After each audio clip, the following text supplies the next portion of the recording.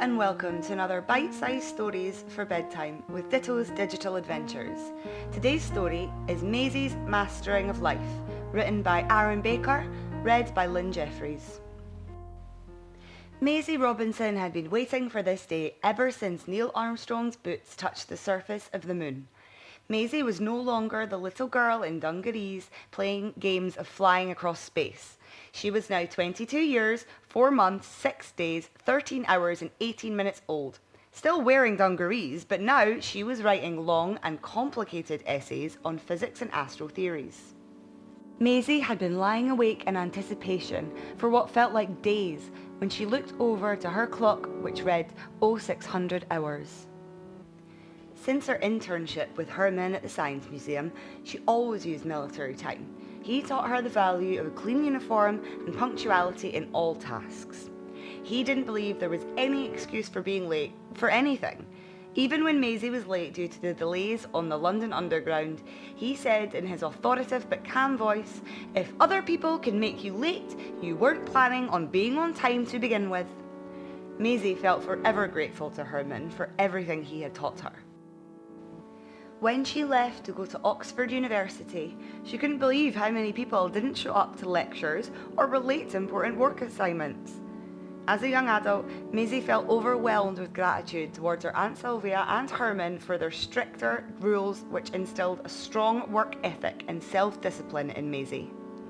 One evening, before she left for university, Maisie wanted to explain how important Aunt Sylvia was to her, but all she could muster was a tight hug whispering, "Thank you for everything," over and over again. Sylvia held her closer than ever that night. They shared tears of joy and sadness. Sylvia was unable to imagine her life without raising her niece. What would she do with herself now Maisie was all grown up? Herman was almost the perfect middle ground between Aunt Sylvia and Maisie's dad. He was strict like Sylvia, trained by the American Air Force. Rules were everything to him. But he was also gentle, silly, and just as supportive of her as her dad had been. Herman would never give Maisie the answer to her questions directly. He would always say, "Maisie, you are far too intelligent to rely on me for answers, but I will show you where to look." As frustrating as this was for Maisie on multiple occasions, she fondly remembered those lessons, as they were what made her far more capable than her university peers. Whilst her classmates stayed up all night the day before an essay was due, she was using her telescope, the best birthday present Sylvia had ever got her, to find meteorites and gaze at the moon. She was always one essay ahead of everyone else. Many other university students stayed in bed till 1300 hours, but not Maisie Robinson. 0600 hours, wake up, make bed. 0610 hours, go for a run. 0700 hours, shower. 0730 hours, porridge for breakfast. 0800 hours, university work. This is how Maisie started every single day, the same as Herman. Herman would sometimes give her new targets to beat, and she would call him in the evenings to tell him how she did. Often these conversations evolved into discussing the growing possibility of a human-occupied space station.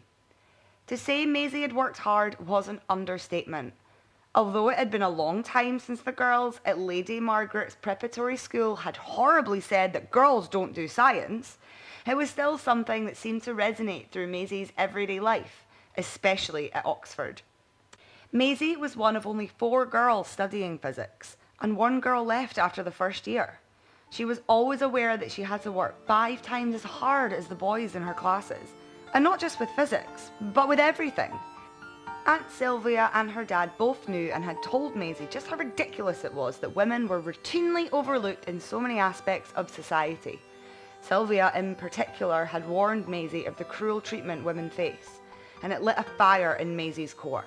She imagined herself like a volcano, always bubbling with activity. She would never rely on anyone else to fight her battles, and her intelligence was a product of her hard work. No man could take that away from her. On the 15th of June 1989, Maisie Robinson gladly accepted her degree certificate that read First Class Bachelor Honours Degree in Physics. Aunt Sylvia sobbed proudly into her special occasions only handkerchief. The certificate proudly hung above Aunt Sylvia's prized grandfather clock in an impressive handmade oak frame from Herman thereafter.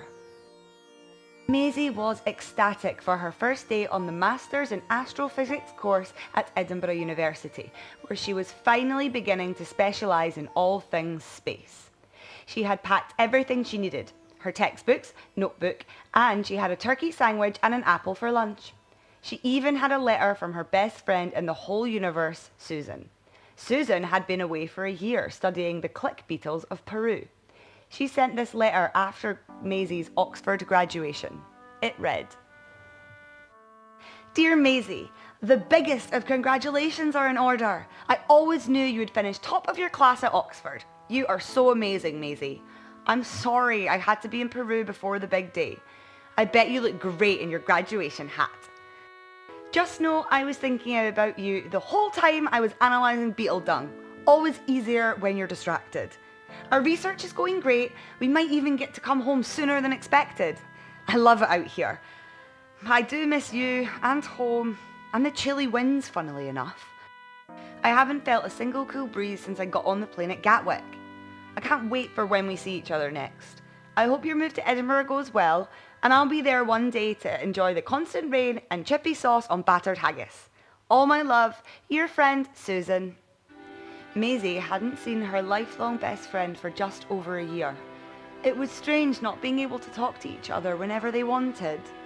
But not even distance could dampen their friendship. With every letter, it felt like old times, sitting in the field at Lady Margaret, watching bugs and pointing out shapes in the clouds. Maisie really missed Susan. It felt like a piece of her went to Peru as well. Despite the excitement of starting her dream course in astrophysics, her heart felt heavy with wanting to share it with her best friend. Months passed. Maisie was once again proving herself to be one of the smartest people of her generation. Her coursework was unmatched in detail, passion, and knowledge of the topic in question.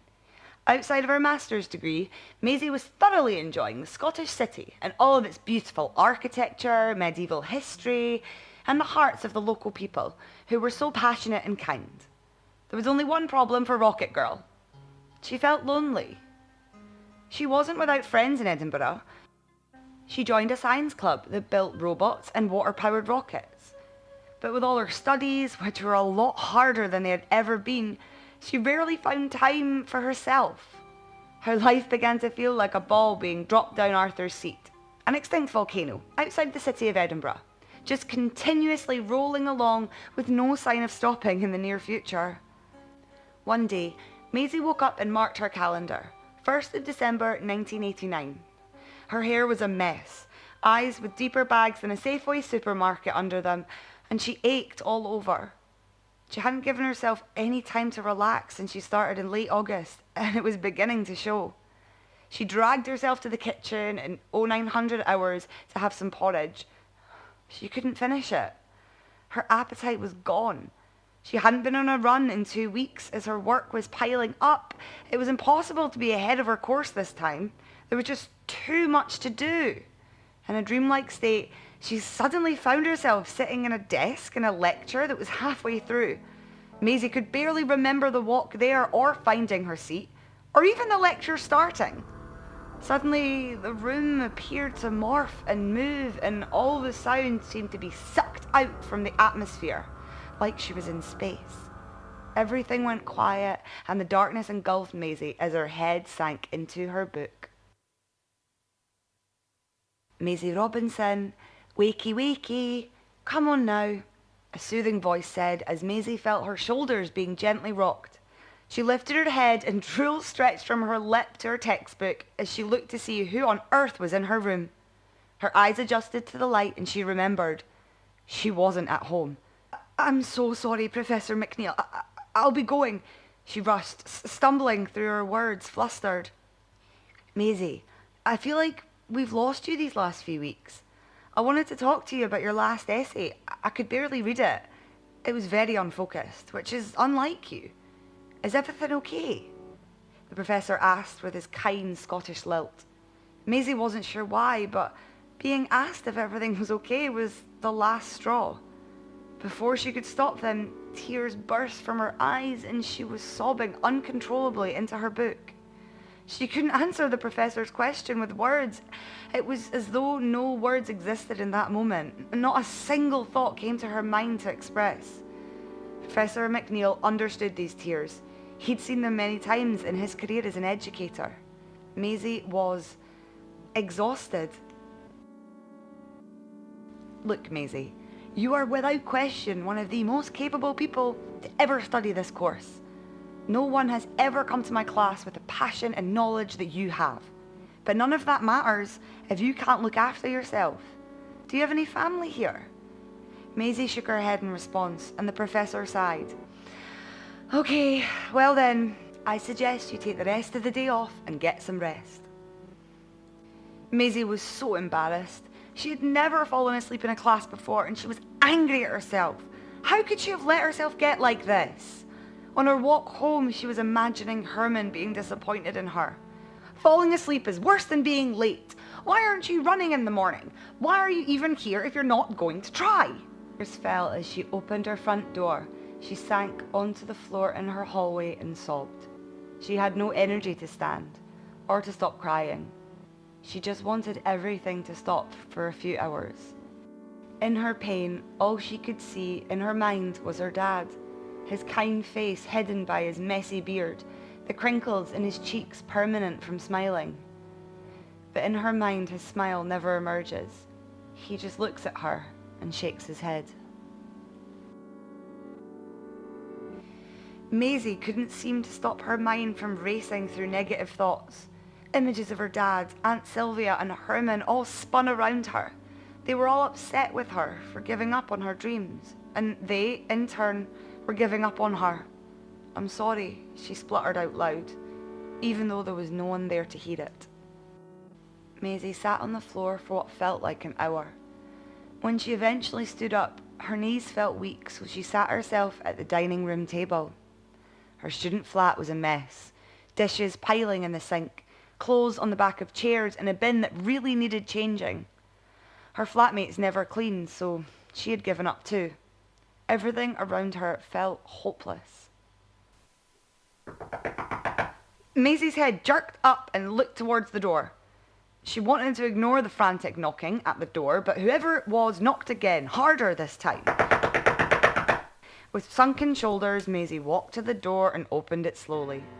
She saw the glasses first, the big round glasses. Beneath them, a massive grin. Maisie! The grin shouted as Maisie was pulled into a desperate hug. Maisie was overwhelmed. It was Susan. The glasses, the smile, the smell of her hair, it was all Susan. The two young women jumped and cried and hugged.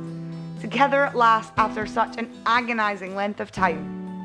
Told you I'd get to you soon, Susan expressed with joy.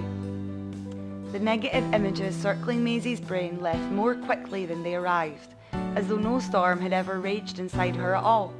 The two friends spent the day sitting on Carlton Hill, overlooking Edinburgh's gorgeous landscape and going into the city observatory, Maisie's absolute favourite place in the city. Delft was commissioned by the Astronomical Institution, founded in 1811, and was the first society in Britain devoted solely to the science of astronomy. It felt like home to Maisie, as though she was always meant to end up here. Maisie hadn't a negative thought all day, and she wasn't tired.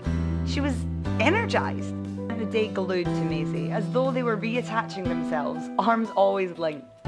They sat on the steps of the National Monument, Susan resting her head on Maisie's shoulder. Are you okay? You didn't seem like yourself for a split second when I arrived. Is everything okay, Maisie? Susan asked with care. Maisie could explain anything to Susan. She didn't fear anything around her. She was like armor. She described the images in her head and told her how overwhelmed she felt by everything in her life. Maisie confessed that she hadn't called home in a while, not wanting to admit her struggles to Aunt Sylvia or Herman. They both thought so highly of her. She couldn't bear letting them down in any way. Mostly, Maisie spoke about seeing her dad shake his head at her. What would he say right now if he was still here? It hurt Maisie every time she realised she would never get any answers from her dad. In regards to her grief, Maisie had learned over the long years since he passed away that it never stops hurting. She confided in Susan that the pain just gets easier to live with. Susan never interrupted Maisie. She just listened and squeezed her hand gently when she needed encouragement. When Maisie stopped explaining everything that was wrong, Susan held Maisie's head in her hands. I love you, Maisie, and I know how you feel. I felt like this for a while in Peru, like there was no one there to pick me up when I fell, so I shouldn't let myself fall. Then, when I eventually fell, because that's what happens to all of us eventually, I blamed myself for it. We both work so hard because we want to, but also we have to. There's no other choice as women in science. Not everyone wants to help us or see us succeed, so we need to be extra kind to ourselves. You are the most brilliant person in the world to me, and the greatest friend I'll ever have. You are also one of the smartest people on this planet, of that I have no doubt. You can do anything, Maisie. Just remember to do something fun every day that's just for you. Susan's smile quickly faded as she looked at her watch. Oh no, we're almost late. Come on, I've got another surprise. But it's at the castle. Susan helped Maisie up. They hugged tightly. I love you, Susan, Maisie smiled. With that, the pair began their journey down one hill and back up another to the castle at the top of the Royal Mile. Susan, what on earth have you done? What's the surprise? Maisie asked impatiently as they approached the castle. Maisie hated the constant incline of the Royal Mile. Susie replied, Not really my surprise. You'll see. The crowd of tourists suddenly faded to a blur, and before Maisie stood her old mentor, giant as ever, Herman. He flashed a big smile and held Maisie in his huge arms and gave her a kiss on the cheek. Missed you, Miss Robinson, he said as he squeezed her. What are you doing here? Maisie asked. Herman gestured to a bench and they sat down together. Susan stayed where she was, gleefully enjoying the confusion in Maisie's eyes. Maisie, Herman said. Now, I imagine you haven't called in a while because you've been busy, but... Maisie cut him off, not wanting Herman to think she was ever too busy for him. No, it's not that. It's been really hard, so much harder than anything else I've ever done, and I felt ashamed. I don't want to be a disappointment, she confessed. Herman sighed and looked deep into her eyes. Of course it's hard. About time you found it hard, if you ask me. He chuckled and continued. You were studying astrophysics, something very few people can understand, let alone have original ideas on. You could never disappoint me. His calm, matter-of-fact way of speaking made Maisie feel silly for ever thinking he would be upset with her. She laughed at herself. I really needed to hear that. Thanks, Herman, Maisie said, composing herself. She had almost forgotten to ask why he was there, when he suddenly looked scared. Herman was never scared, by anything. But here he was, with a slight tremor in his breath and a bead of sweat lingering on his brow. What was happening? This was Scotland in December. It wasn't warm. Maisie, I am here because I would like to... Herman stumbled. Maisie started to feel freaked out. He never struggled with his words before. He once taught her quantum theory. He was always so precise. But on this occasion, he continued with difficulty. Well, the reason I'm here is your Aunt Sylvia and I, we've become very close thanks to you, really, and I came here to ask you if... He took a large gulp. If you would give your blessing to me to ask Sylvia to marry me. I love her very much, and I love you as well. I know she's not your mum, and I'm not asking to replace your dad in any way. I know it's maybe strange for me to ask, but I would just love us to be a family, our own little family. He sighed with relief as soon as he finished speaking. Maisie was elated. It made so much sense, even though she'd never herself imagined it. Of course, she quickly shouted. She pulled him into a tight embrace, squeezing him this time. Maisie's head quickly turned to find Susan, to bring her into this joyous moment. But when her eyes found her, she wasn't alone. Standing next to her was Aunt Sylvia, smiling from ear to ear. Maisie was surrounded by love. That evening, the four of them went out for dinner and all of Maisie's worries and hardships were long forgotten. It was as though she had slept for 24 hours straight and her mind was clear.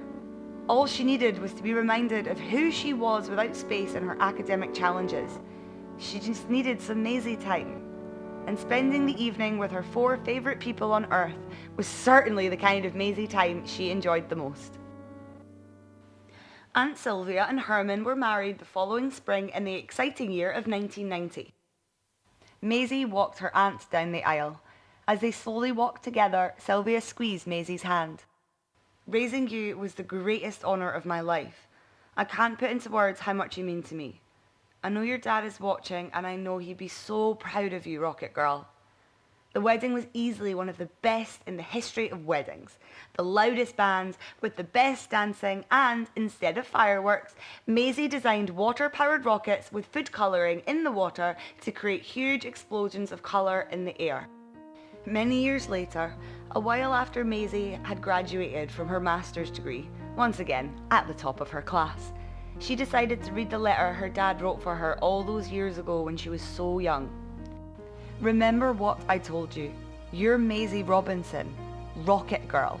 You can be anything you want to be. She set the letter down and caught her reflection in a mirror. She smiled at the woman she had become. The woman she was always encouraged to be. From the doorway, a voice interrupted her moment alone. Flight Engineer Robinson, time to suit up. Maisie turned towards the voice. On my way, Commander, she replied calmly, as she tucked her dad's letter into her flight suit. Flight Engineer Maisie Robinson was making history that day. The first female astronaut aboard the International Space Station. She could feel the letter close to her heart as she soared through the atmosphere and into space. Maisie was 32 years, 8 months, 122 days, and 13 minutes old. She was always precise. She was Maisie Robinson, Rocket Girl. Thank you so much for listening. If you enjoyed our story, please like and subscribe to Ditto Theatre for more excellent digital adventures.